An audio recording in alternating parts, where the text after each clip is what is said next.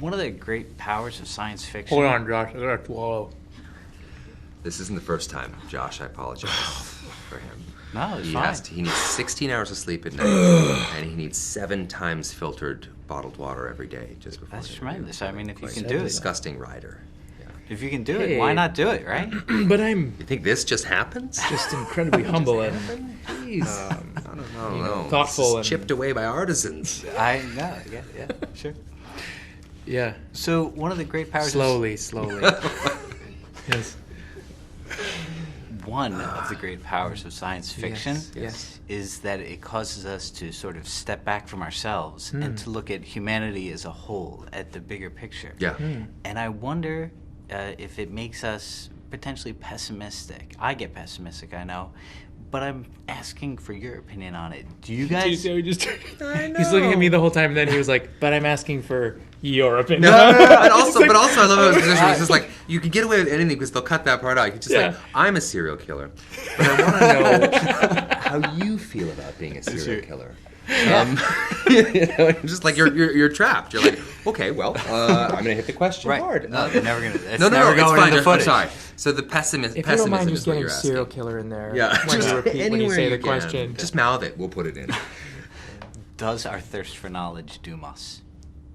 That's a great question. I think I don't know that our thirst for knowledge dooms us. I think like if it's sort of attacked in a way in which it's filtered through hubris, it's going to doom us. You know, if the knowledge is in sort of search of accomplishment and praise and that sort of thing and pats on the back, then yeah, we're doomed. But if it's truly to seek to learn, I mean, I think the greatest thing about communication in life, the greatest underutilized tool is seeking to learn. You know, when you disagree with somebody or somebody hurts you or somebody says something that's not nice, you know, if you actually go in to learn why that might have happened in a peaceful context, you actually come out of it better and they come out of it better. So knowledge and learning is a beautiful, beautiful thing, I think, and I don't think it will doom us at all unless it's used improperly. I absolutely agree with that.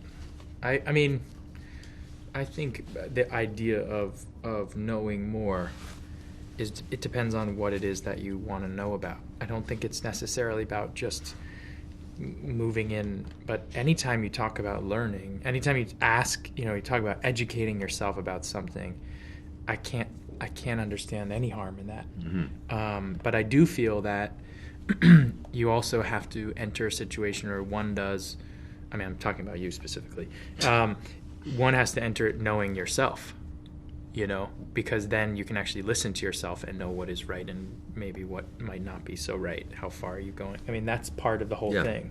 If you just go in Agree. looking outwardly, I don't think it's going to work as well. No. Yeah. So what about in a case like this? What would I know? I don't know anything about myself. I'm not very interested in that. He has no idea. I like to He's just in the sort of room place right now. blame, like just blame. Yeah. Like I like to just sort of like, you know what I mean? It's a much more comfortable place to sit. Yeah, he can't even wake up in the morning unless he's hurt someone yesterday. Favorite places to place blame? What do you, to Favorite- place Yeah. blame? Like really, like legitimately anywhere that sort of makes me feel less than. Do you know what I mean? Like if I start Classic. feeling like, woo, Classic wow, move. that puts me in a place where I don't feel like I may have to learn something about that. It's much easier to sort of like, you know what I mean? Put it on the other. Nice move, the Jills. Can I call you the Jills? No problem. I'll stop. I have you both in a room. I have to ask you, there was a report that you guys are both on the short list being considered to play Hal Jordan. James Bond. That'd be great. To play Othello. Green Lantern Corps. You've obviously done it before. Is that something you're interested in coming back to? And are you interested in it? I don't know why that would put that on me. Wait, who put that movie? I said, What? No, I'm I sorry. don't know what's happening. I don't. Did you smell burnt toast? I Smells like space. Smells like space. Smells like space. We're in outer space. I'm just gonna answer that question head on. I have no idea how to answer that question. Fair enough. The only thing I can tell you right now is I can't wait for Deadpool 2. It's going to be better than the first one, right, that's Ryan? Great. It's going to be better, more. I can hear Sony dying inside. More while you're doing that. developed, funnier, and more of a success. Correct? Zero pressure, Jake. So I can't wait.